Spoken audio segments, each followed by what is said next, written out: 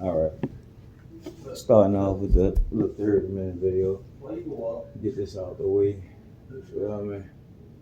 I'm gonna show you what I'm talking about. Keep it out long, y'all see. Check it out. You know I got the little extra little pep today. I don't know where it came from, but we damn sure got it today.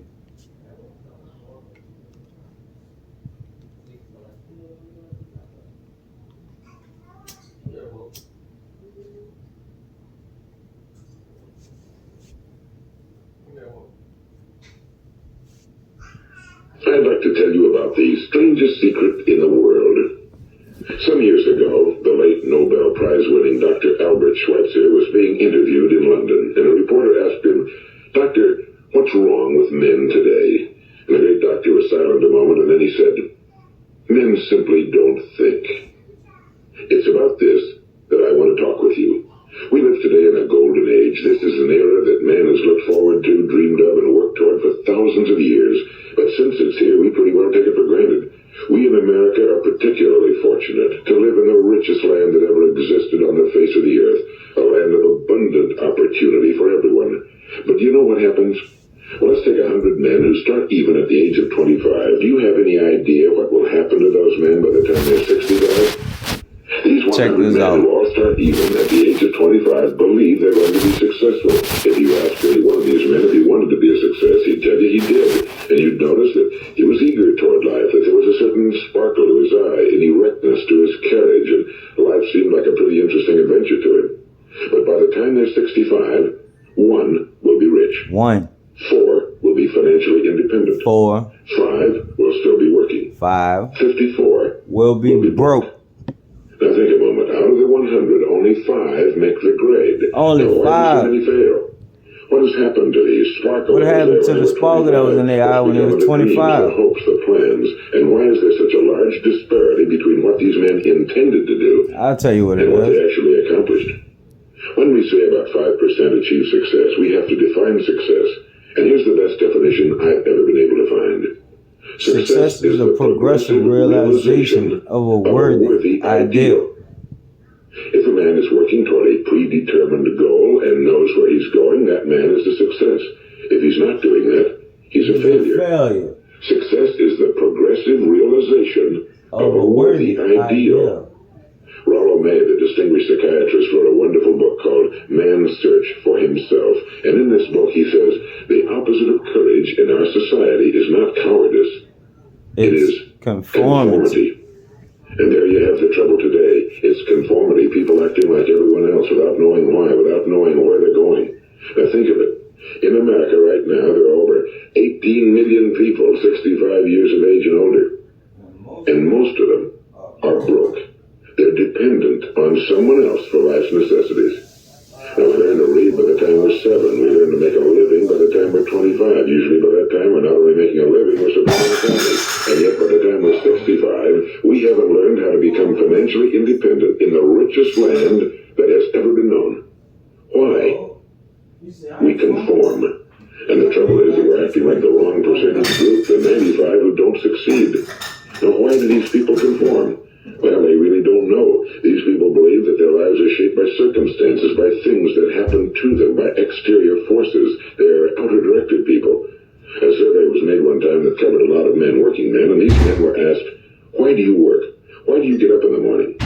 19 out of 20 had no idea.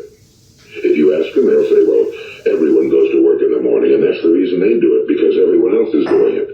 Now let's get back to our definition of success. Who succeeds?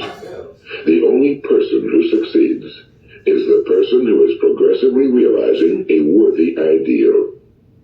Is the person who says, I'm going to become this, and then begins to work toward that goal. I'll tell you who the successful people are. A success is the school teacher who's teaching school because that's what he or she wants to do. The success is the woman who's a wife and mother because she wanted to become a wife and mother and is doing a good job of it. The success is the man who runs the corner gas station because that was his dream. That's what he wanted to do. The success is the successful salesman who wants to become a top-notch salesman and grow and build with his organization.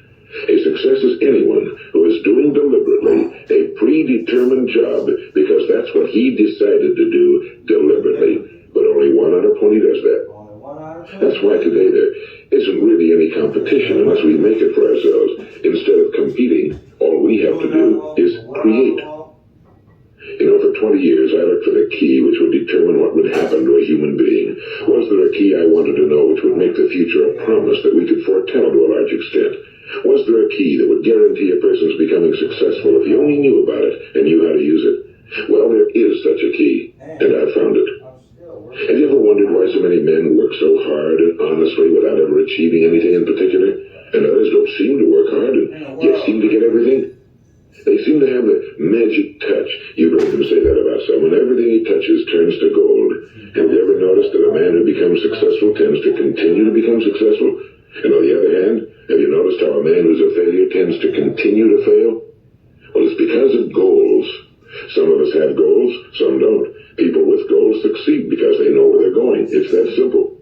Think of a ship leaving a harbor, and think of it with the complete voyage mapped out and planned. The captain and crew know exactly where it's going and how long it'll take. It has a definite goal. Now, 9,999 times out of 10,000, it will get to where it started out to get. That little potion Now, let's take another ship, just like the first, only let's not put a crew on it or a captain at the helm. Let's give it no aiming point, no goal, no destination. We just start the engines and let it go. I think you'll agree with me that if it gets out of the harbor at all, it'll either sink or wind up on some deserted beach, a derelict. It can't go anyplace because it has no destination. And see what happened with Christopher Columbus? With a human being. No direction, just out there floating. There's no other person in the world today and ran into America. Of a good salesman. Selling is the world's highest. Well, he didn't find it, but he ran into it. And if we know he didn't find him. Every company needs top-notch salesmen, and they reward those men. The sky's the limit for them. But how many can you find?